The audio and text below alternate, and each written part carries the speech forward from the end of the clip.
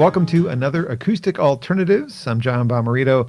Many thanks to Grove Studios in Ypsilanti for opening up their podcast studio, which is a rentable space for folks who want to do podcasts of their own. Maybe you're a band and you're looking for a place to do band practice. There's a band that's doing that just down the hall today. And there's a couple of other rooms, too, to check out for Grove Studios.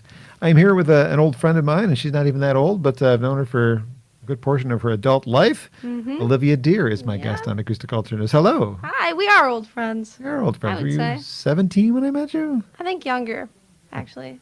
I don't think I could drive at the time, or had my license yet. So maybe just turning 16 or 15. It's crazy because you've been doing this for a decade already. And yeah, I guess so.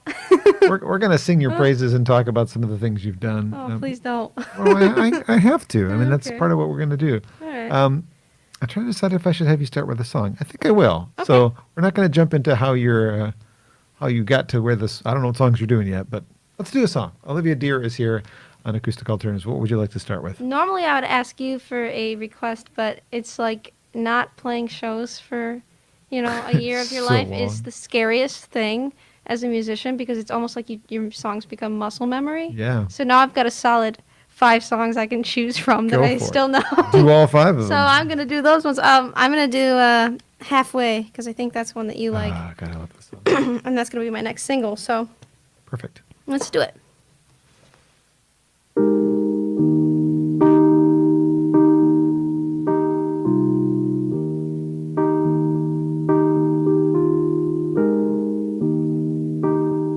Crying in the car ride home. I can't tell you why the end of us was visible from the starting line. To match mine, and I physically feel the drop. We sit in the quiet for a long time, but you're about to get up. Don't let go of me. Don't let go just yet.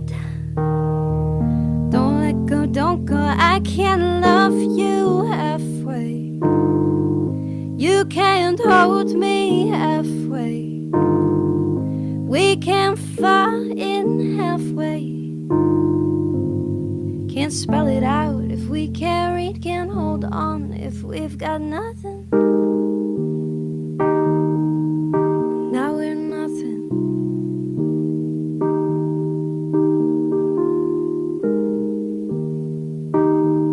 Who is I to make demands?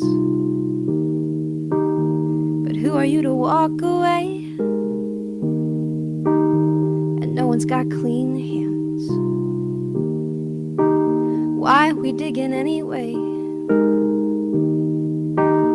So call me when you sober up. You know I'm awake.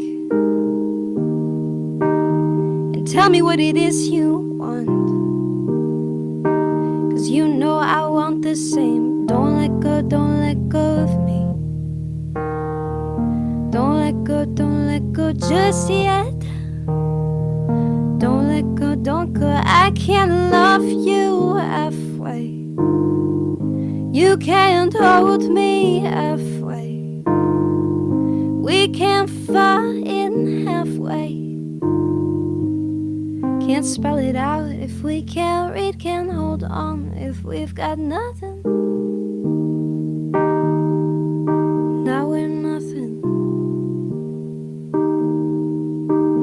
I'm not sure what I want, but it's sure not this. I'm not sure what I want, but it's sure not this. Wasn't sure what I wanted, but now I know that it's you.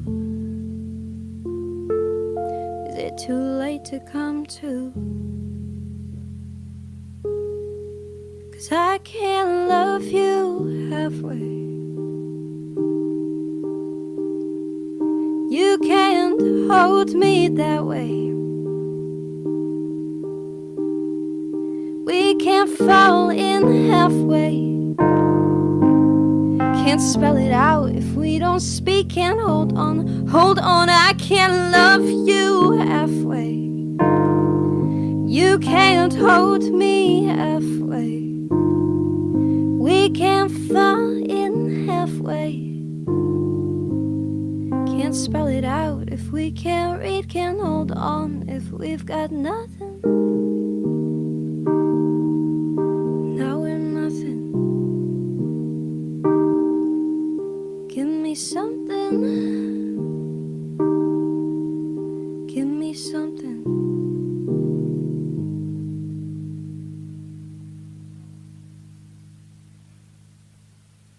A new single from Olivia Dear. It's called Halfway on Acoustic Alternatives, a song that will be released. I don't know exactly when. Do you know when? February. I can't say the date. Okay. Because February. I don't know. I get in trouble for saying dates and then not sticking to them. Don't say the date. Well, we're going to back up in history, but I want to talk about that song first because you've been in the same relationship for the entire time I've known you. Yeah. and I don't know how you write a song like that when you're talking about Yeah. Well, which yeah. feels like you're trying to break up with somebody but remain their friend. Yeah. And that's something I've been through in my life more than once. Yeah. And that's why the song means something to me. It means so much. It's hard to hear it and go, God, I know exactly what that feels like. But then I'm thinking, you don't. I mean, maybe you do. But I mean, weirdly enough, I think everybody has a lot. Like, I think every single person I've met in the universe has a great deal of empathy, and whether or not how they reflect that, how they act on that empathy is totally different.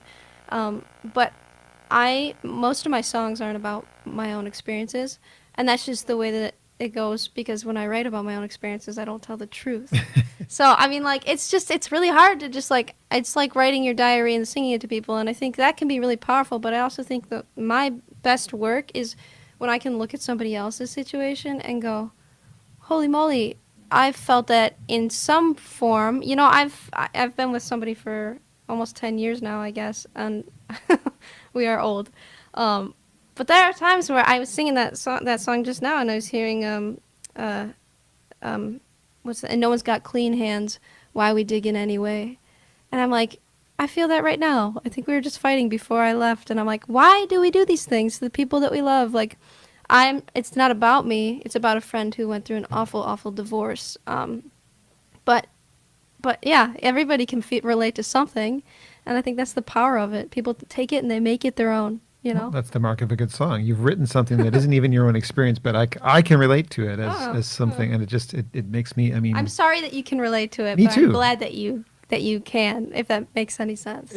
It's been one of those years, and I'm surprised I didn't cry because something in my emotional psyche has been turned on in a way that I'm like, I should have bought stocking Kleenex a year ago. Seriously. Yeah. I mean, everything's affecting me more emotionally than it ever has before. I get that. Which is weird. I think it's either one extreme or the other. Like, I've found myself, it goes like one week to the other. 1 week I cannot stop crying at everything. And then the next I'm like, I feel nothing. And I just think there's so much to feel and to think about right now. And right. Let's not even bring that up. That you're like, let's not pick one. Let's no. just, so you just got to let yourself feel whatever or don't feel whatever it is, you know? Well, anyway, new single coming soon. Check out that. All right, so let's back up. Let's give people, like, how did you get here? Yeah. You started your career with your birth name, which is Millershin. For some reason, you think that's a mouthful, but it's not. It's not. Millershin is easy to say. Mittelschmidt. It's not Mittelschmidt. Millershin is easy to say. Miller's chin, as you always used to say. Yep.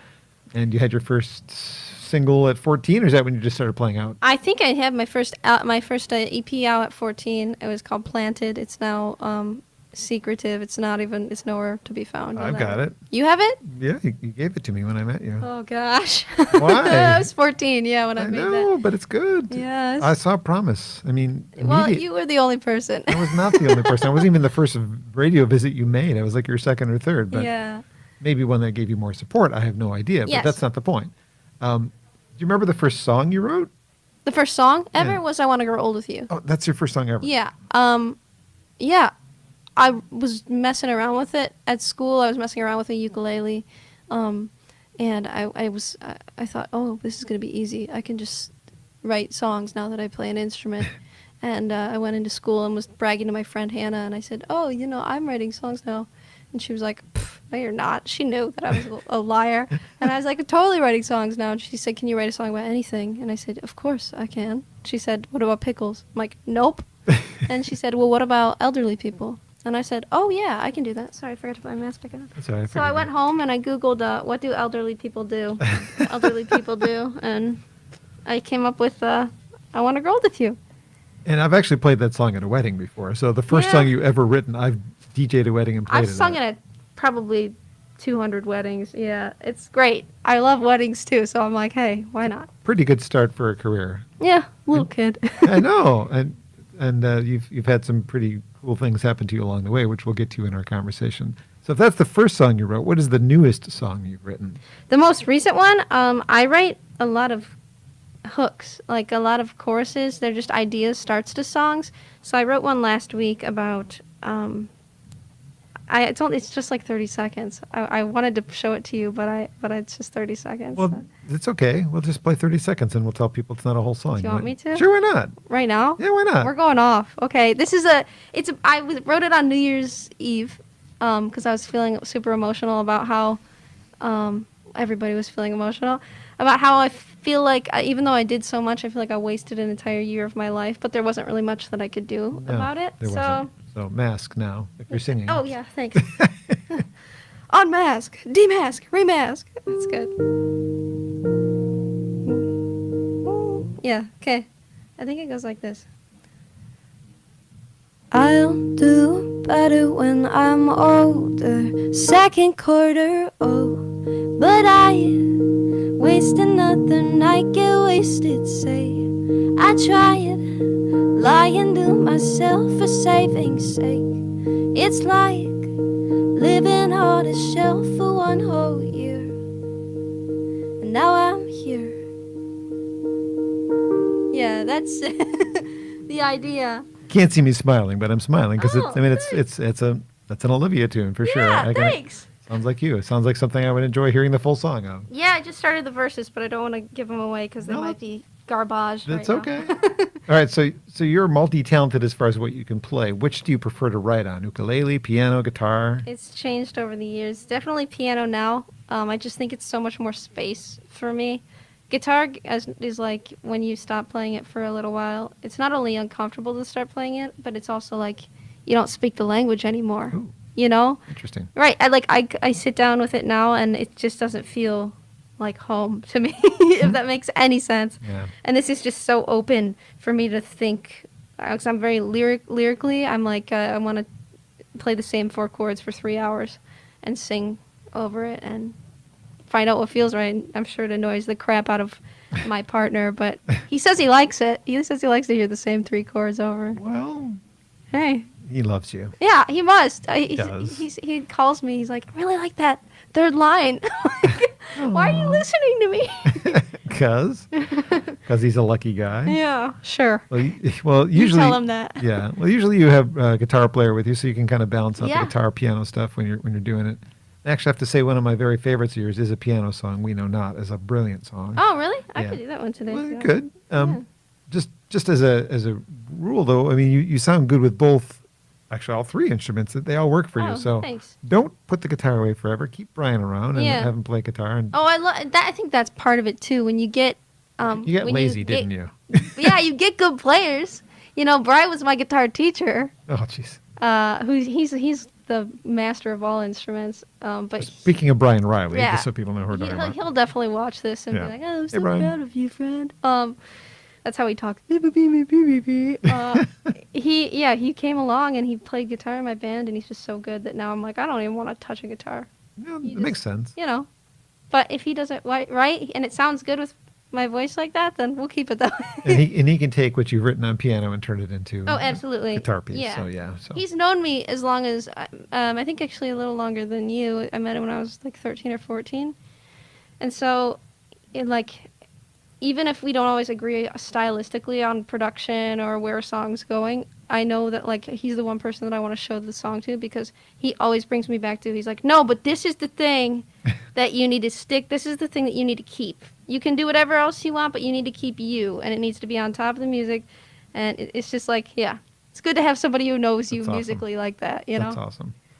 Well, part of your journey, if I remember correctly, is that you were classically trained. Oh, yes. At what point of your life was this? Where was this in your history? Started at age 7 or 8, I forget. I think it was 7. I started folk and like musical theater, and then went into classical naturally at 8. And that was my whole life. I went to Interlochen for 2 summers for operetta and classical voice, and then singer-songwriter. Continued opera until maybe 3 years ago. I just was touring a lot, and so I got out of it. I would love to get back to it. You were doing opera 3 years ago? Yeah, I mean, not singing out, just training. It's like working out. It's like working Yeah. out for your voice. And I remember I freaked out. We had a show at the Masonic Temple a couple of years, 2 years ago, a year ago. I remember missing that show, And- yes. Oh, yes. I was sad but to I miss that posted show. videos of all of it. It was Yeah. a great show. I mean, I shouldn't say that about my own shows, but we felt You're proud really, of it. really, really good that night. But I was going into it a week before, and I was in my head, and I was like, my voice isn't strong enough. So I went in and I had a vocal lesson with a woman who's been training me for most of my life. And she was like, no, you're fine. And then I thought, I worked out. I'm totally fine. Like, it has that effect on you. It's like being prepared, warming up. But I just have never heard you do anything in the operatic field, and I just didn't. I mean, I knew that you've done I it, could but do it. I'm not going to say no to that. I don't know if I could do it. I don't know. I don't need to do it into this mic. Yeah, no.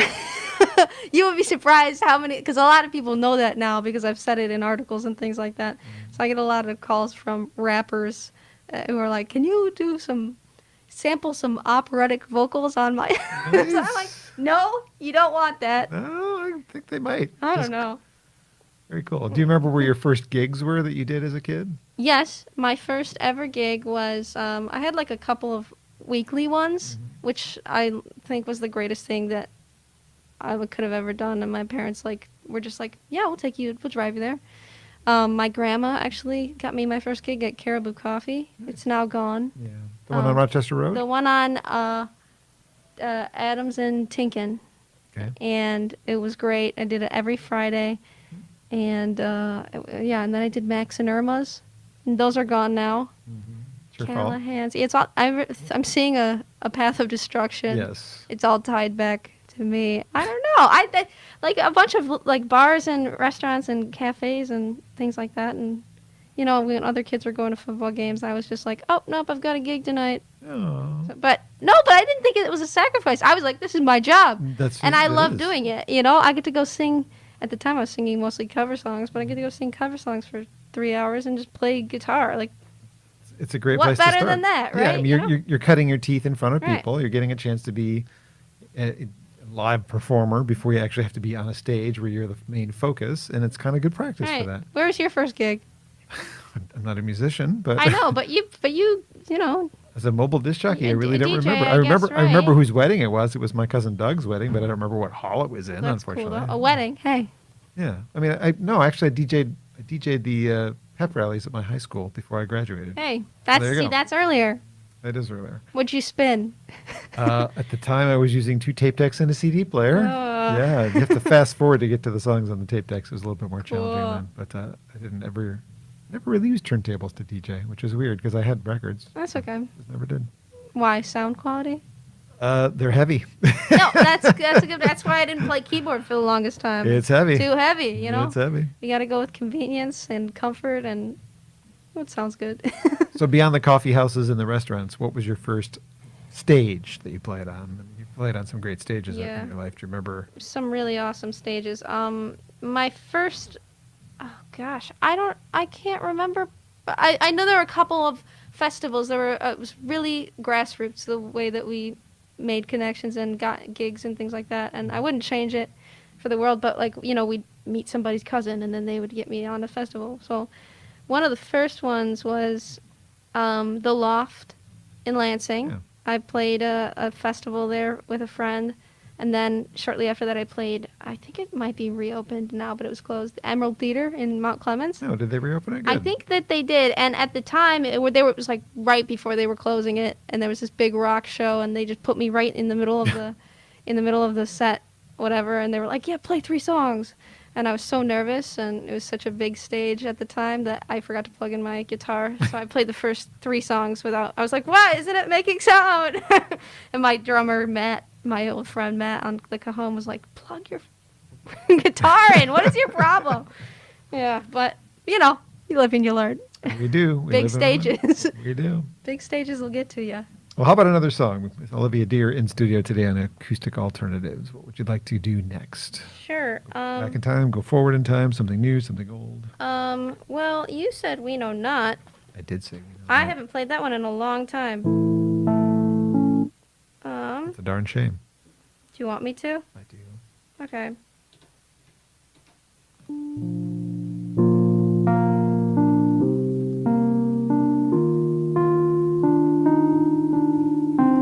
Oh, Mask. Yeah, this is gonna be fun. This is like a test, but an emotional one. Amen, I said from the 3rd row. Off to bed by 10. It's all that I know. And I'm too young to die, but too old to cry. That's what I'm told. I'm too young to think that there might not be a tomorrow. Tomorrow. I'm buying my time for now, 'cause it don't cost much when we're young, but I'm losing my sense of how long I have left. When we're young, we know not.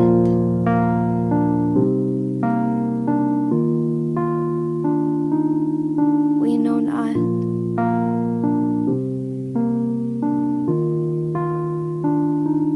Wear your coat, she said, don't want you to freeze. I know, I said, 'cause I'm smart as could be. But I left it at home so I could prove I'm not weak. And nothing that bad could ever happen to me. Happen to me.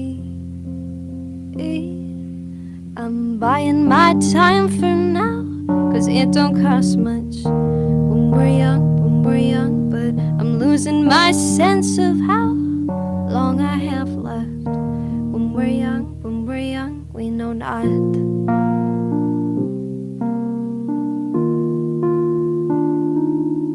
We know not.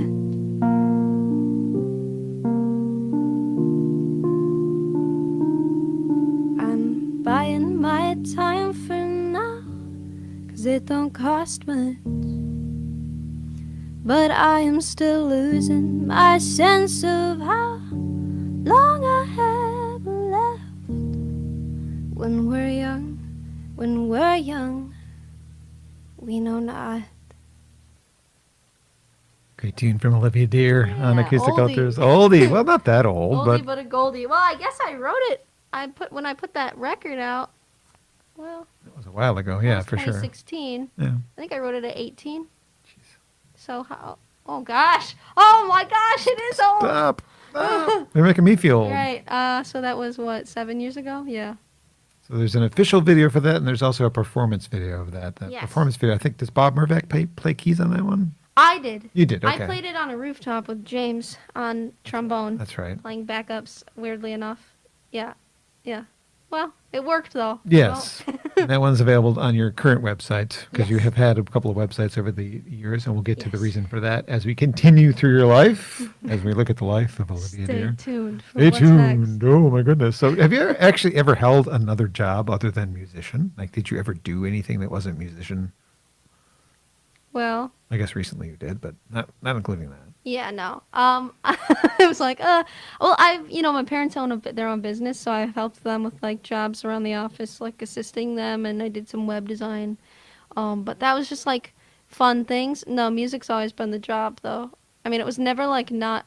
I don't know the transition of where it became a job because I was just like, it's fun. And then Yeah. one day somebody paid me for it, and I was like, all right, now everyone's gonna pay me for It's more fun now that I'm getting paid. Yeah. it. Right, but yeah, it's always been. I didn't do babysitting or anything like that. Nope. Yeah. Never worked at a restaurant. Never did any of those. No, I've always wanted to. What? I know it's really weird. I've always wanted to like bartend or like be a waitress or host. I think I crave that like the starving artist thing. Moved to LA. Right. If I did move, I absolutely would have to. I mean, yeah, because you would make it right now. Yet you can't make a living making music Right. in 2021 yet. no. We'll get there. Yeah. Well, now we're going to jump a little bit forward because you're kind of a big deal. I mean, I don't know if you know this, but Who? you're Oh, me? kind of a big deal. I thought you meant it's. You know, It's kind Whoa. you've done a fair amount of like Well, significant things. So are you. I don't know if you know this. I'm but you're not. kind of a big deal. Well, I mean, anybody who has the power in their own community that you have, I would say, is a pretty big deal. Used to, but I'm working on it. No, never used to. I No, strongly you. disagree with that on the meter of agree to disagree. Okay, Strongly fine. disagree. I'm not going to argue with you in a public forum. All right. I'll But- fight with you all day. I'm not afraid to. It's arm wrestle. Right.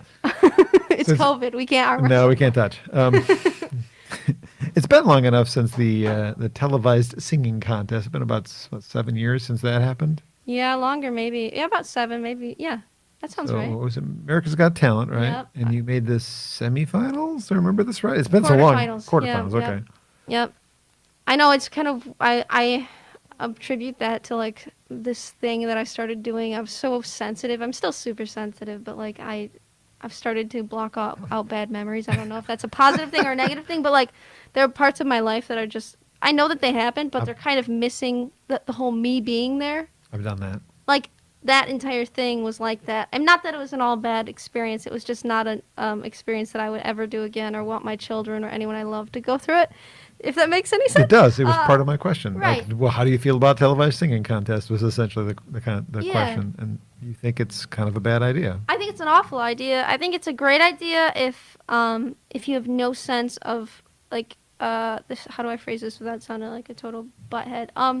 If you have no creativity in the songwriting making part of it, if you don't care about that, you're looking for somebody else to roadmap that, and you just sing, you know, because there are vocalists who don't write anything, and they blow my mind, and they sing like they write it, or they, you know, it's like coming from their soul, and that's amazing. But like that's not what these shows are fostering. So if you go on to it with any sense of like self or like your artistry, which most artists hold near and dear, that's like all we care about is my identity is in the music. And Lyrics. so, you know, what they're trying to do is they're trying to put you in this like box of something that they can sell, which is like, as an artist, the worst thing that we're trying to avoid that. We're like, we want to be free. We want Right. So I would say if you care about the art side of things, then probably don't venture into it. But if you want to just show your skills and make something happen, you know, why not? But Yeah.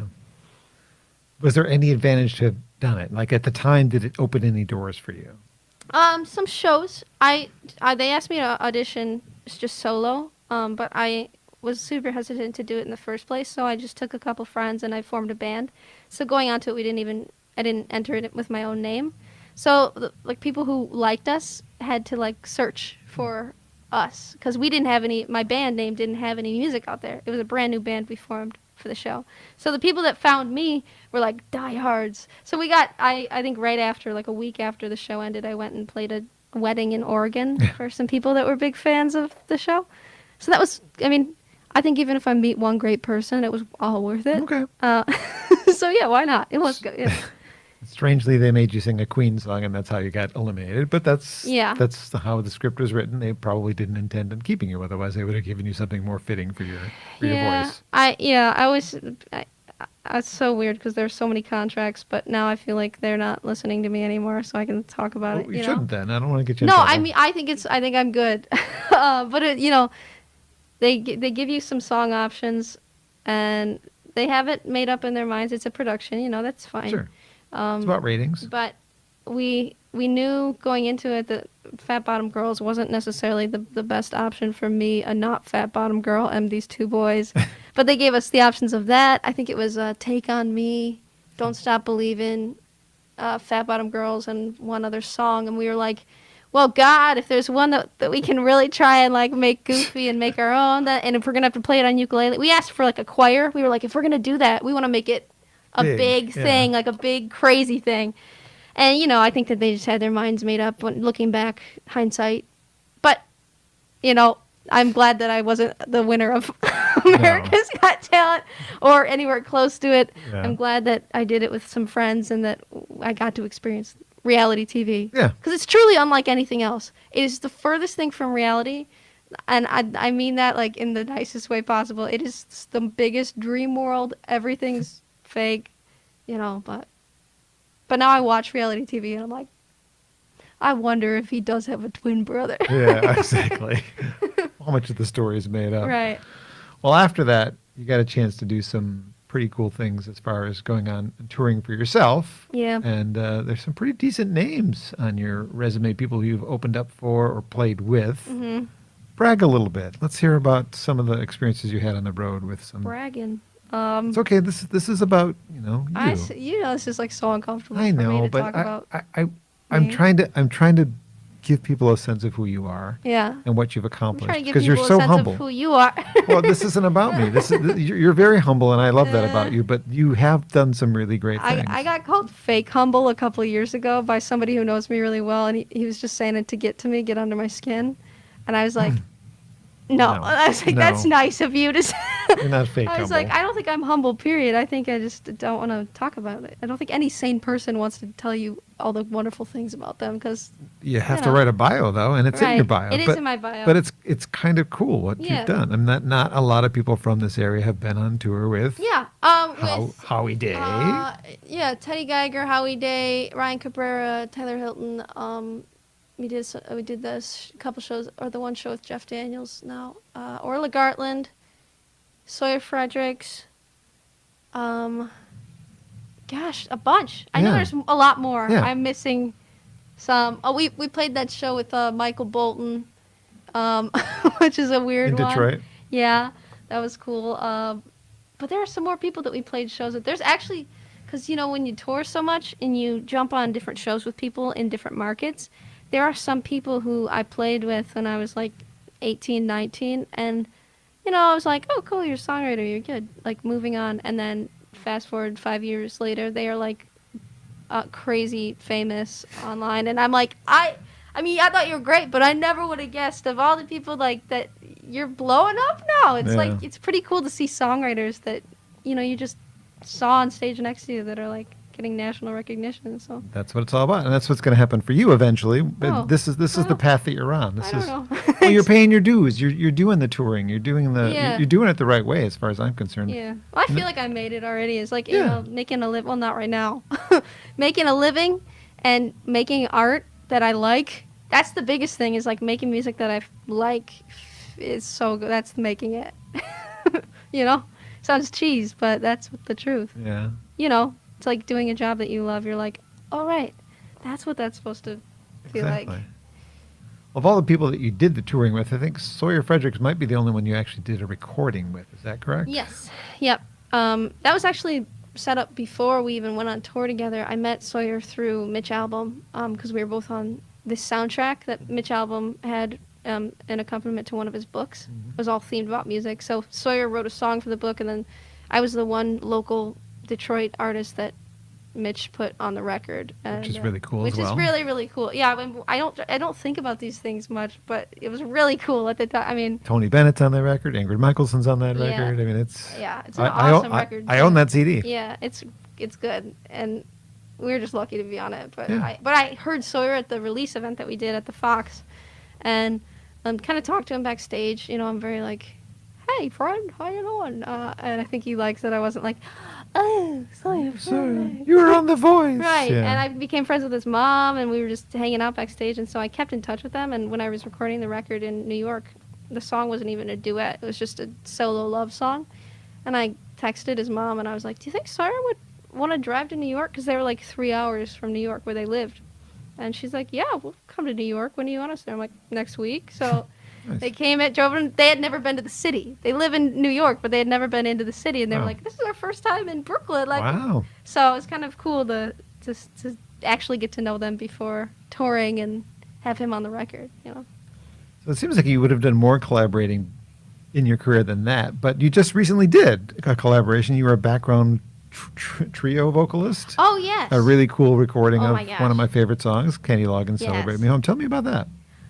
It was really, really it's weird to collaborate right now more than ever, but I've done a lot of like random collaborations, but we don't like trade names and things like that.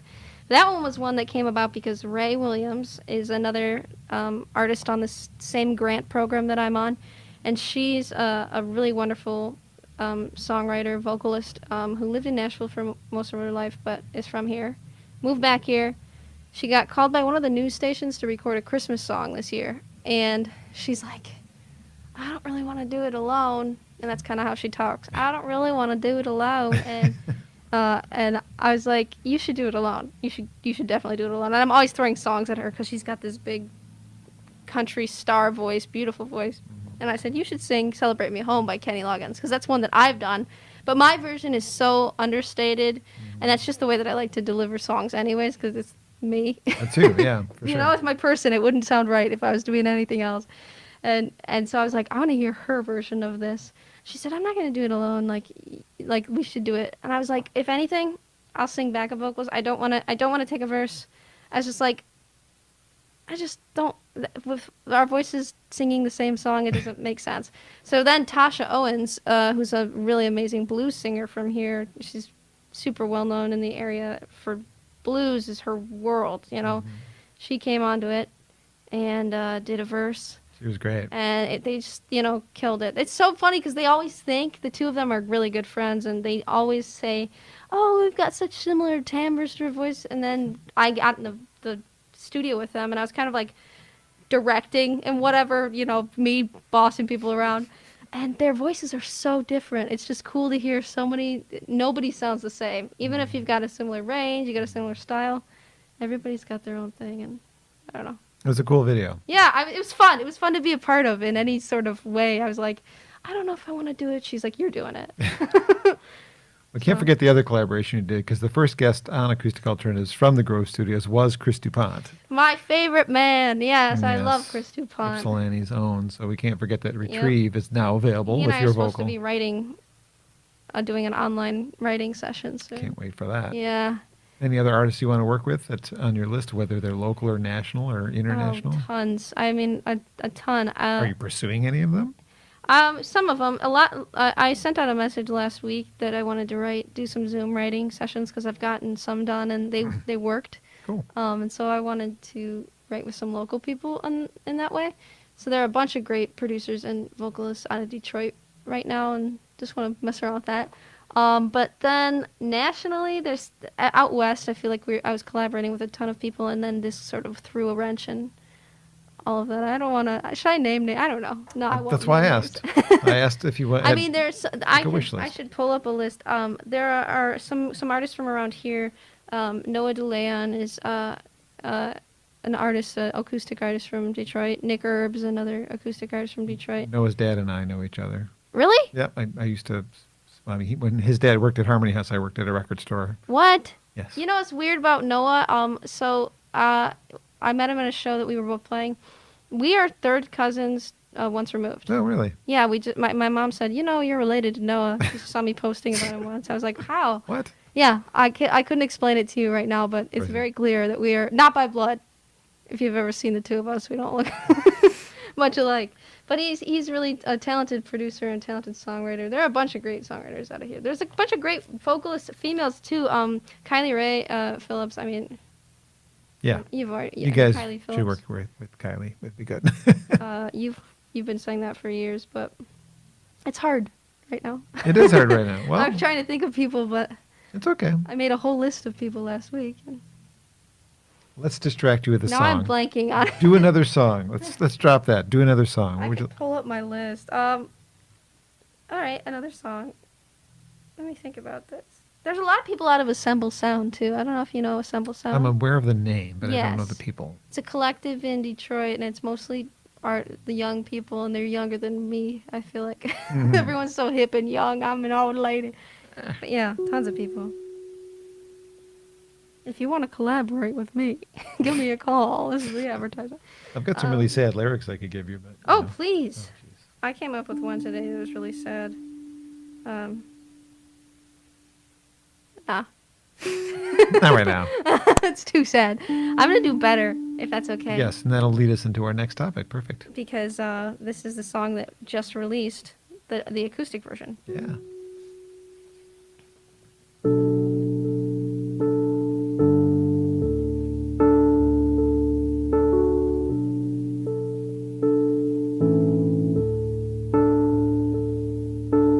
Never really know which one of me you wake up to. Living in my head, I let you down again, but I'll make the bed for you. Don't know how you take me when I'm always breaking something in the room. Oh, you never really know which one of me you wake up to. And even though you're close, I'm far away. I wanna be good right here, right now. I wanna be better. I wanna feel good right here, right now, forever. And I don't know why I can't sit still, ever. I wish that I could. I wanna be good. I wanna be better.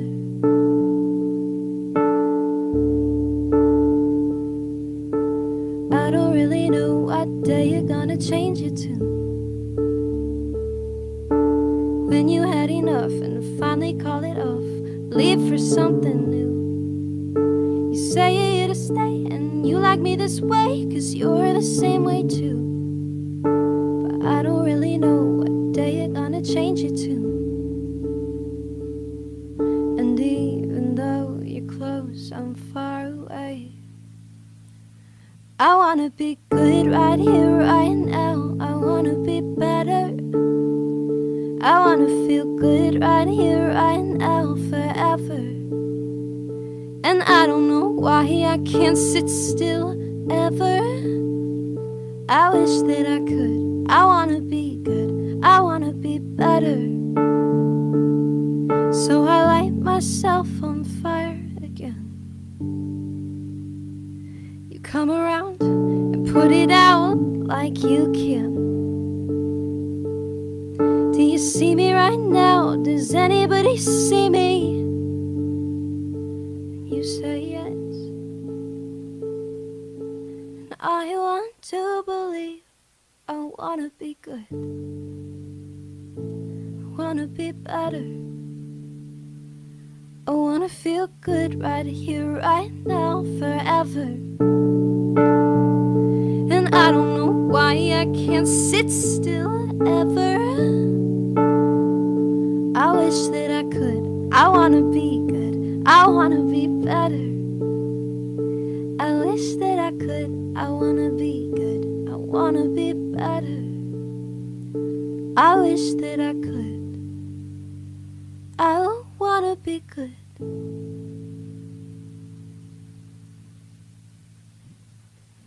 Better. Olivia Dear is in studio on Acoustic Alternatives from the studios of Grove Studios in Ypsilanti, a place that is available for your music needs. If you want to rent, it is a fantastic place to check out, and we'll give Olivia a tour later on. It's great in here. I don't know Ipsy super well, so it's always like a new exploration when I come out this way. I go to Cultivate sometimes. Yep. Yep, because that's a spot. Yeah, sure But is. this is a cool spot. This is a hidden gem. Really. Yeah, it is. I wish we had something like this in Detroit. We might have something similar, but not, nah. You know, No, not Ann this. Arbor and Ipsy have a whole different fostering of art. And, Yeah. you know. It's a different scene. Yep. For sure, but related. So that song is the first song that you released, and not to say that I have nothing to do with this, but I like when people agree with that person's going to make it, because Tidal, which is a streaming service owned by Jay-Z and who else? Who are the other? Beyonce and Jack White and Chris Martin and like a bunch of superstars just were like, yeah, let's make a platform by artists for artists. That actually makes money for the artists. Yeah. Yeah. What a great concept. Yeah. And they recognized 5 artists from Detroit as their first batch, and you and your previously mentioned friend Ray were 2 of the 5. And that, I'm patting myself on the back, validates my saying Yep. that Olivia has potential to be a national recording artist. Well, you're always right. I'm not always right. I want to be right. This is the kind of thing I want to be right about it when one of my friends gets recognized for her talent. And that was the first single that they let you release. And of course, things got a little derailed in 2020. I'm sure Yeah. the plans were by now to release more than just the one single. Yeah, we're supposed to each have 3 singles out with videos and full marketing behind them and cover art that was wonderful and things like that. And then, got stopped. But it's not stopped forever. It's No, just paused. that's exactly what I was like. There's so many things that happened in 2020 and still happening now that were far more important than me releasing this music. And I think that the music's really great and I'm excited about it and I care about it so much. But also like there needs to be space for people who aren't young white women to speak and share what they're feeling and it just wasn't the time for me to talk right now. No. If that makes any sense to stepped aside. anybody out there, I get it. I just didn't feel like I had anything positive to add to that situation. I felt like I wanted other people, the Black Lives Matter movement, our country in general, to have the peace and the safety to do what they wanted to do for a little bit. I respect that very much. Well, it's a good chance for you to rebrand yourself, too, because at that point, up until then, you had been using your birth name, Olivia Millershin, and you gave yourself a new identity, essentially, because you have a new lease on your career. I do. I mean, everyone thought Tidal was leading me in that direction. No, Tidal really didn't give us much help with branding, with music even. They just were like, here's the amount of money that you'll be given to spend. You figure it out how you want to do it. And I think the people who hadn't been doing it for a long time, who didn't know what to do, they gave them some sort of guidance. But for me, one of the guys who worked for Tidal, actually, I'd played his college years before. So he knew that I was had been doing it for a while. So he was like, do your thing. So I kind of wished that they would have given me some sort of do this. Yeah. But instead, I just was I was ready to, I always loved the writing music, but I didn't necessarily love the end result of what we came up with. I always felt like it was more somebody else's sound than it was mine. Even if the words were all mine and the music was mine, it was just somebody else's speaking through it.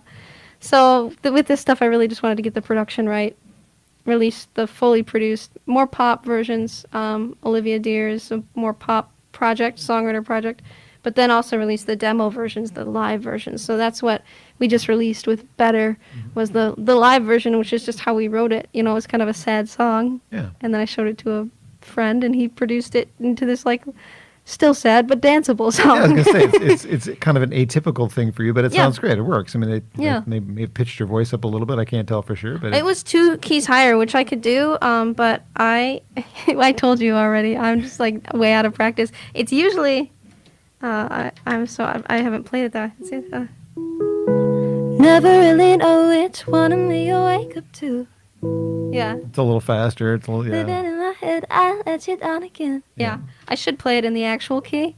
No. But I'm being lazy right now. No, because people can seek that out. Yeah, you gotta find it. It's out there. Well, once Tidal had it exclusively, does it eventually go into the other streaming platforms? Yes, then? they get it for 30 days, and then it was non-exclusive on January 8th. Okay. Yes. So there you go. Yep. Well, over the course of your career before that, even up to that and probably past that, you've done multiple TV, multiple radio appearances. Does that stuff make you nervous at all? Do you does it bother you, or is it just part of your job?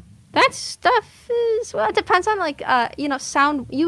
Sound is different everywhere you go. So I don't have somebody mixing it, running the EQing my voice in the way that I like it, and then I get nervous. If it's a new song that we're not prepared for, I get nervous. But for the most part, that stuff is easy. The stuff that I get the most nervous for,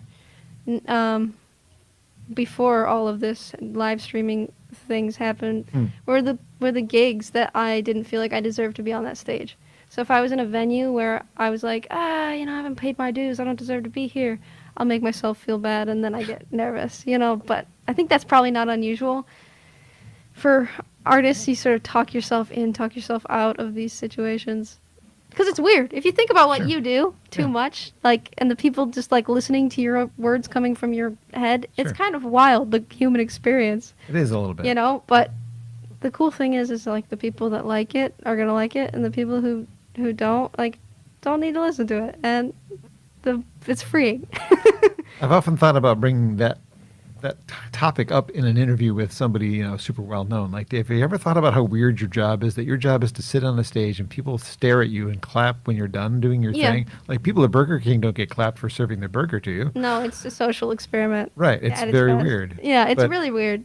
I mean, they're I think concerts in general are just weird. Like big concerts. I went to my first big concert like just a couple of years ago because I was so used to going to my friends' like nice intimate shows. Mhm. People screaming in the middle of songs. Yeah, What is weird. that about? Like I don't know. what are you doing? Did they do that when we went to see Ingrid together all those years ago? I think they might have actually. Where was that? Was that It at was at Hill, I think. It was Yeah, Hill. yeah. They did, but a lot less than Royal Oak when I saw her at the Royal Oak Music Yeah, Theater, I was because there it's too. just that it's a lot of times it's the room more than Mhm. anything, if it's seated or standing, and yeah. It is crazy stuff.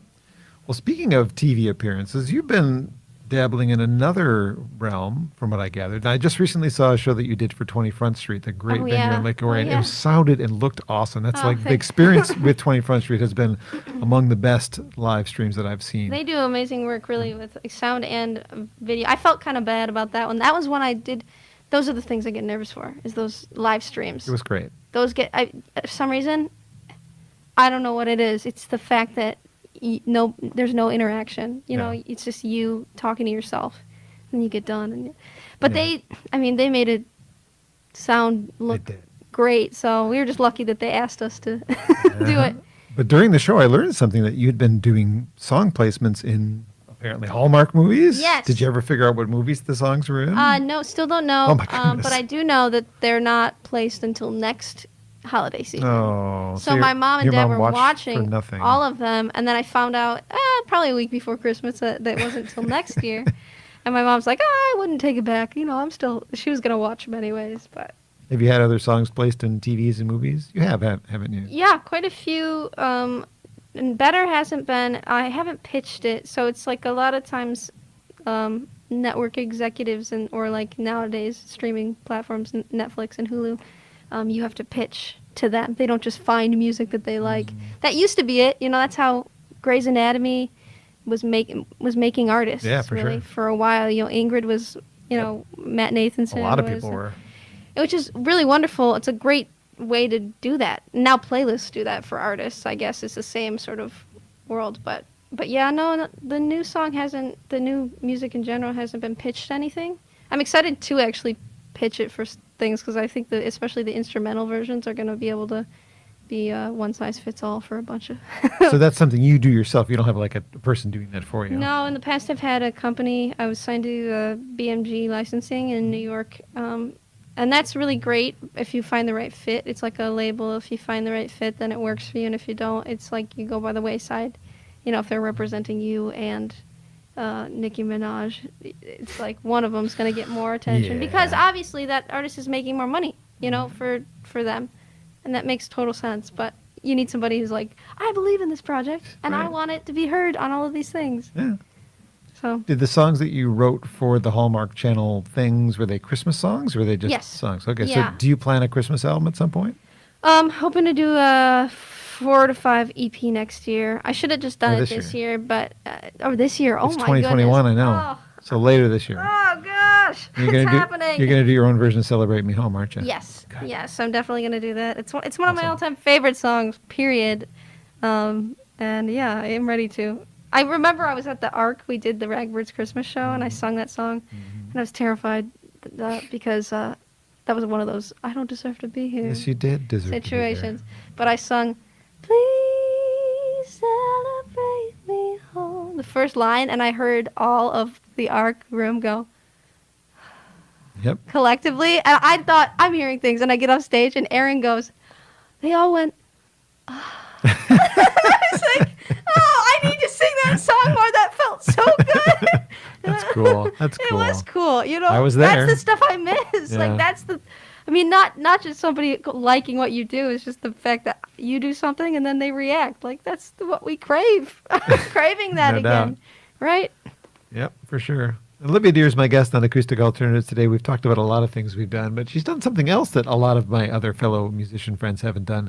A children's book, too. Oh, like a gosh. children's book that goes along with a song that you just like randomly wrote one day. You're saying all these things. I forget that I did all these You did things. a lot of It's things. been it was a long year. I forgot about my entire life before 2020. You've done a lot of things. Yeah. So the children's book, I mean, I don't know how well it did for you. The song was really fun and cool, and the book's really cute. It did really wonderfully. It was sold a bunch for holiday gifts. Well, the first year they put it out, Sure. and for birthdays and Easter, and then we did. I think it was like just over 50 school visits in Michigan, That's sweet. which was great. You know, because I don't have any like little nephews, nieces, or anything like Yeah. that. Well, now I guess I have James's family, but you forget like how kids are and how cool they are. Yeah. So when you get to like interact with them, you're like, this is great. Is that a thing you would want to explore again? Children's music or another No, book? absolutely not. But No. I mean, I wouldn't say no to it, but it's a lot more work than I thought it would be, and it's something that's totally different than music. You know, like selling your book in stores is having a product to some. I think merch is overwhelming in general. Mm-hmm. Carrying that stuff, you know, I got to carry this thing everywhere. Yep. But hey, if it came about and somebody asked me to and funded it, sure. But until then, I think I'm just gonna stick to making records, That makes sense. right? Well, of all the things we've mentioned, there's one I still haven't mentioned Oh. that I think is the coolest thing that you've done since I've known you. Oh gosh, what is it? Are you gonna like tell them my deepest darkest secrets? No, I'm Okay. going to say I that don't know what it would be anyway. who in the world, nobody, I don't think anybody has posthumously, I can't use the word properly, but Yeah, no, that's it. duetted with John Lennon. Oh, Your version of Imagine that was on the Olympics, Well, which is yeah. not even available, which drives me crazy that I can't buy this recording that they merged your vocals and John Lennon's vocals and the Yeah. violin work of, what's her name again? Sonia Lee. Sonia Lee. And it was used for a skating routine in the Olympics a couple years ago, and it was amazingly beautiful. I'm like, oh my God, she got to duet with John Lennon. Yeah. Like, who does that? Well, weirdly enough, when the whole situation was just so wacky, and because with the Olympics, the music had to match their routine, and then their routine changes up until the day before. So like Sonia, who arranged the whole thing and played it, was like changing it. So I came in after like I don't even know. They had some insane top 20s vocalists, female vocalists that had already sung it, and the Russian coach for Chalk and Bates, these ice dancers, was like, no, this isn't right. That's not right. So she called me randomly and was like, come try these vocals out. So after I recorded my vocals, I didn't even know what it was for. I didn't know if I got the gig. I didn't hear the finished song. She tells me like a week later that, oh, it's for these ice dancers. I was like, cool. Didn't know they were going to be Olympic ice dancers. And then she's like, slowly they're making it through all of these preliminaries. And she's like, oh, they're actually going to be in the Olympics. I'm like, that's amazing. I still haven't heard the song. So until I think there was the World Cup, or not the World Cup, I forget, one of the later rounds, I hadn't even heard it yet, and I just started bawling. 'Cause, I mean, to hear his voice alone I know. and that's one of my favorite records. There's an amazing documentary on Netflix called Above Us Only Sky, all about the making of that record, and it's just like, the fact that they allowed me to be a small part of it. Surreal. So that's, I mean. But yeah, it's not out anywhere, and that No. it actually makes me really sad too. Sonia's like talked about, oh, maybe I'll put it out, and she did such beautiful work with Maybe it. you'll put it out, Sonia. Sonia, are you listening? Yeah, right. Yeah, take a listen to this, Sonia. And neither of us were named on it either. No. Like artist-wise, No. I think it said "Imagine" by John Lennon, which is fine. Sure. But everybody was commenting on when they were coming up and doing their routine. They were like, "This is such an awesome version by the Pentatonics." No, not. No. Pentatonics are great, Right. but they're not who you were listening to at all. Mm-mm. Crazy stuff. But I was like, hey, if they're confusing me with the Pentatonics, me with 5 voices, 5 That's wonderful. pretty cool. Right, I'll take it. All right, let's hear your voice again. Would you like to sing another one?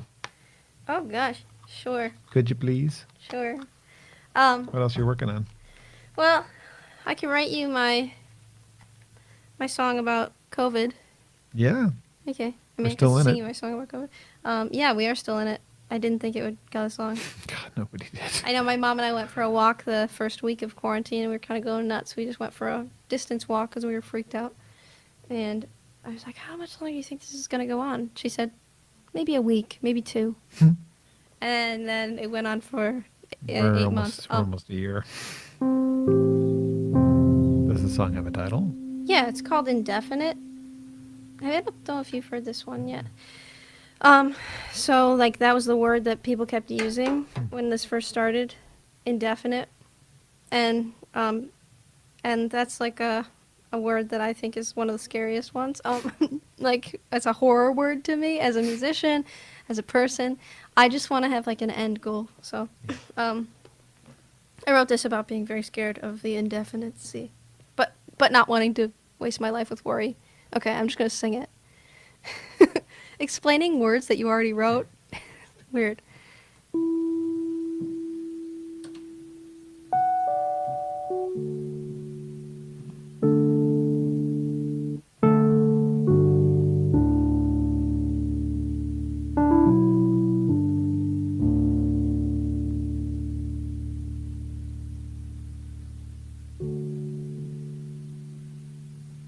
Sorry, I'm just thinking about the chords. All right, I got it. I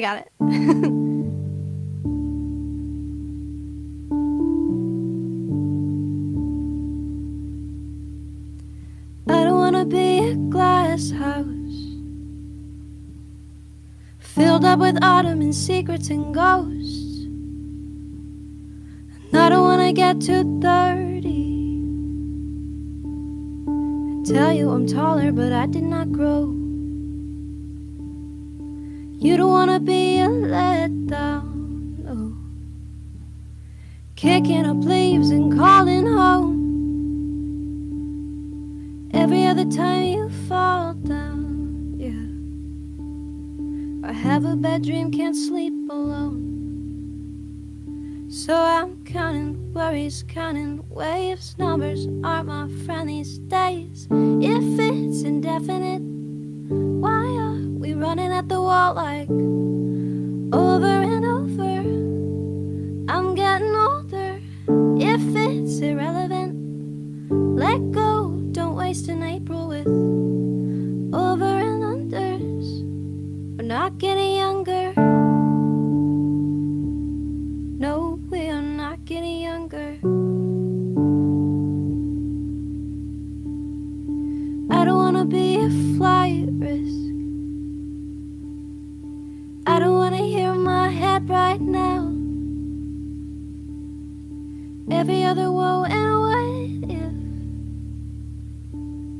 if is a waste of space and a waste of hours.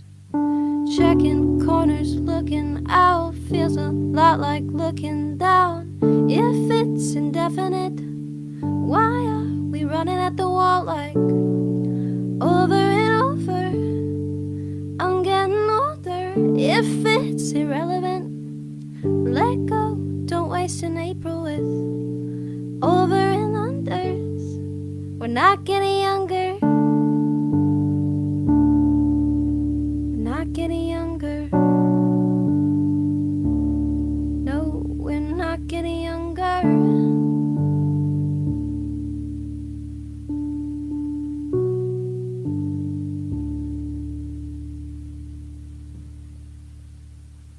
Nice. Olivia Dear with brand new music called Indefinite on Acoustic Alternatives. Thanks for doing that. Thanks for debuting that song. It probably hasn't been played out yet, has it? No, not at all, actually. I played it 3 steps too high, actually. Oh, well. Nobody knows that yet. No, now they do. I meant to click a synth button and I pressed transpose. Hmm. And that was not good. And that's why I was like, that Uh-oh. doesn't sound right, but I'm not going to question myself. And then I, noticed it. Yeah, but it's okay because that's showbiz, kids. And you know what? What happens in the real Still world. sung it, and that's fine. Well, that kind of leads me to the final questions I have for you about living in the pandemic. I mean, financially, this has to be challenging as a musician for you. How are you making it work? How are you doing? And what can people do to help people like you? Oh, Well, it was a really, like, I don't have any merch out anymore because of the switch from Olivia Millerson to Olivia Dear. So it's perfect time for this to hit. What did you do with the merch? Mean to not have anything to sell online. I have a little left, but not much. And I don't have the online store up yet on my new website. So I didn't have anything to direct people to that way.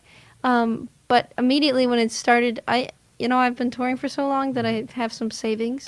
Yep. I'm very lucky in that Yeah. way. Like, I think about artists that, haven't been doing the college market and things like that, which just saved my butt, saved James's butt too. But, he's got a nice job that he's working from home with. But I've been doing DoorDash when I'm bored, and that was like great. It was like $40 or $50 an hour, which not bad money, No, and it was kind of fun for me because it was about 2 months into COVID when I started to get a little bit more comfortable. I was wearing my mask, wearing my gloves, and I never got to do anything like that. So I was like, I get to go, pick up someone's food, and I took such good care of it, and I'd get tipped well because I'd like text them and say, if there's anything wrong, let me know. But Aw. COVID's weird. It's really weird, and that was like probably more for my mental sanity than anything that I did that, just to remind myself that there were other people out there. But it's also good financially because it's just something coming in. Usually this would have been my biggest season with the private events and the corporate events and holiday shows, which is big. It's big for all musicians, really, and we didn't have that. So that's, an entire year down the drain of money. But I'm a lot more fortunate than I think than most. If we have a house and we have food, Yeah. and so I can't complain too much. It's not a good year, but it's better than being broke. Yeah. Do you have to stop selling the CDs that you recorded as Olivia Millerson now that you've changed your name, No. or you got to reprint them with a new name? I've got all those. I'm not going to reprint them. I think that it's good to keep those separate. There's certain things. It was a little confusing to make the transition. But How'd the surgery go? right. It was tough. Expensive and tough. No, but it was. Certain things you want to keep your numbers because I've been working on my YouTube for Exactly. how long. I don't want to start from zero again and tell Nope. people, please go follow my new. But other things, it was important that I start a new music page. But CDs, I think it's important that I keep the Olivia Millerson, Separate. right? Yeah. Probably. Well, I hope that there's a way that they can continue supporting you with Tidal and giving you a chance to put out these singles. We've got Yep. 2 more to put out through that. 2 more, and then the acoustic versions of both of those as well. I'm setting up a Patreon now. Good. Because we're doing covers in the studio. They're like just my own versions of songs and doing some simple videos. And I didn't think that people would actually want to see them, but I think that I like to see them from other people. So Me I'm too. like, why not? If somebody wants to contribute, I'll have an Olivia Dear Patreon in the next probably couple weeks. Good. Yeah. This is another way people can support music that is important being made here in the area. If you're watching from another market, if you're not one of the Detroit or Ann Arbor area fans of this program and you're just a fan of what Grove Studios does, check out oliviadear.com. Did they give you... Yeah. You didn't Yeah. have to add music to it or anything like that? No, I'm just oliviadear.com. I can't believe that it wasn't taken, but hey, I'm the one, the only. How can people support you through this? How can they support As of this Grove? point, there is no way to support me because I haven't gone to a Patreon model, although Do you it have, has been suggested. a Facebook page? Of course, I have a Facebook page. I don't think I follow this Facebook page. There's a Facebook page for me personally. There's one Yeah. for the show. And I don't there's- follow the one for the show. I follow Yeah. your personal one and I'm friends with you, but Yeah.